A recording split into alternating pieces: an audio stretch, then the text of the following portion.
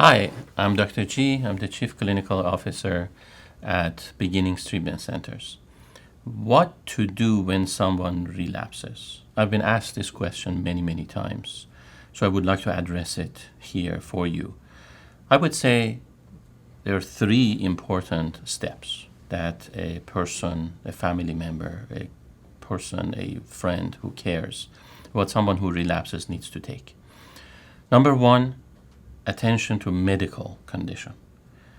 A relapse has to be taken very, very seriously because it can have adverse and probably fatal effects. You have to understand that someone who has been sober for a while has changed their level of tolerance to their drug of choice. So when they relapse, their body is not really ready for the same dose or even near the dose that they had been taking. Therefore, they may actually easily overdose without even their wanting or intending to go that route. So, unintentionally overdosing on their drug of choice, thinking that they would just take a little of what they used to take. And depending on the drug that they're taking, whether it is a stimulant or an opiate or more or less anxiety reducing type of a drug and or hallucinogen and a lot of other series of designer drugs that are out there with unpredictable side effects. It is very dangerous. So you have to take that medical condition very seriously.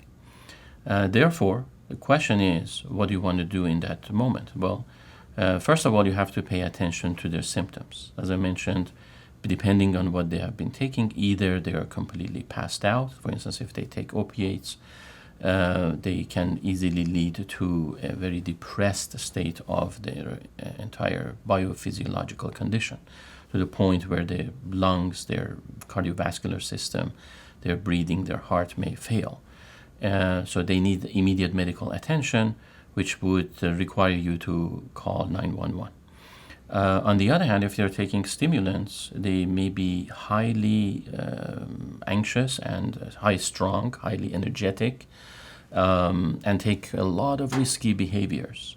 They may not be aware of their risk-taking behavior and the fact that they may put themselves as well as others in danger.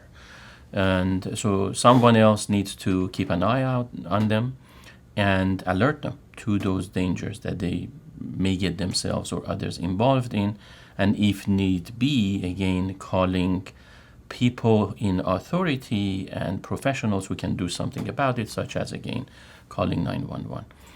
So the behavior of a person is very important, especially when it comes to hallucinogens. People start hallucinating and seeing things that are not real. They may hurt themselves or others. That is very, very important. The second step that someone can take is really paying attention to the psychological component, the emotions, the feelings.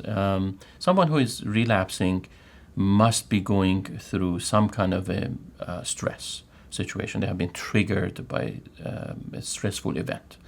The most likely component, the most likely stressors, and the most probable stressor that most of the time leads to a relapse is conflictual, stressful interpersonal relationship.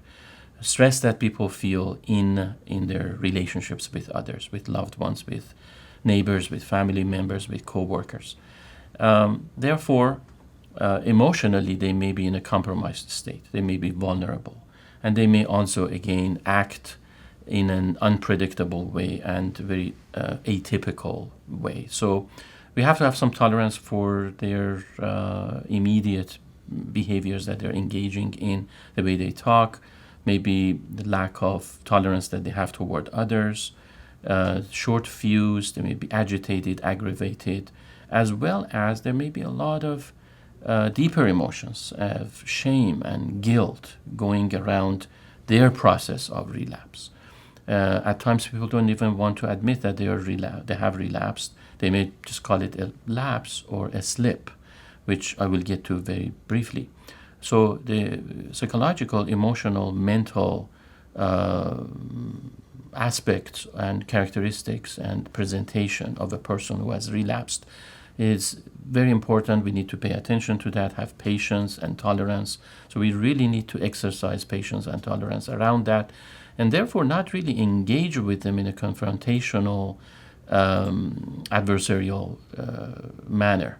They don't have the capacity to really calm down and understand the situation thoroughly and follow directives. Therefore, we have to be patient with them.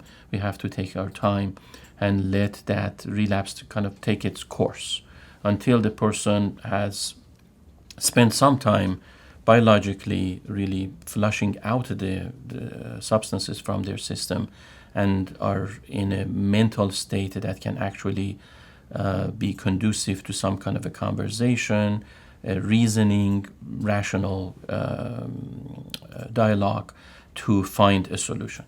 And third, I would say environmental, situational, and safety factors. Someone who has relapsed is not in a mental and physiological state to take care of themselves a lot of times.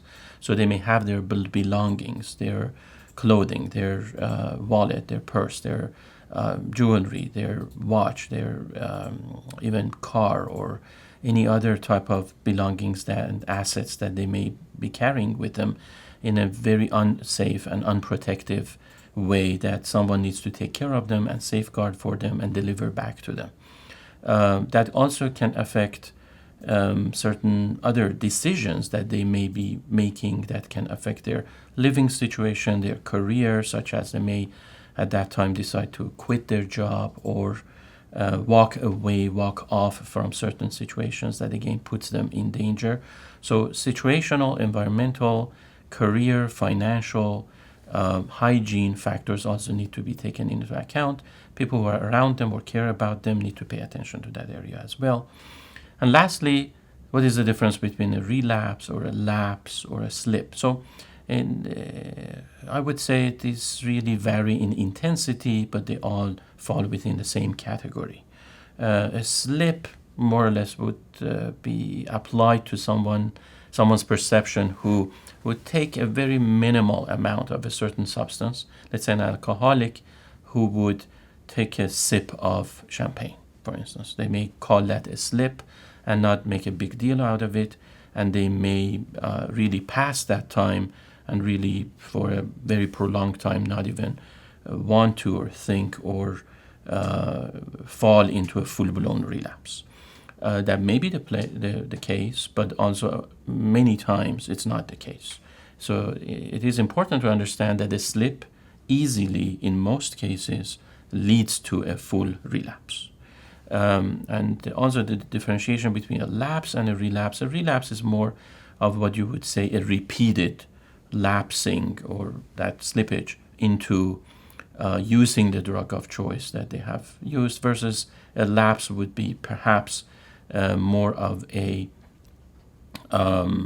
temporary almost displacement or replacement or substitute of their drug of choice with something else. So in other words, they may be saying, well, I haven't relapsed because I used to use heroin, but today I had a bottle of beer. However, there is a lapse in judgment. There is a lapse in sobriety. There is a lapse in recovery. The decision-making hasn't changed. The ultimate underlying condition that a person used a substance to deal with their underlying emotional pain, to self-soothe and numb themselves to the situation and stressors, instead of actually processing, dealing, and solving the situation, is the same. That concept and foundation is the same. So I would say slippage, lapse, and relapse are all the same category. However, they vary in intensity, in frequency, in duration, but they need equal attention as we discussed. If you like this video and would like to have more information, please subscribe to our channel. If you have any questions, please feel free to watch our other videos and also contact us for more information.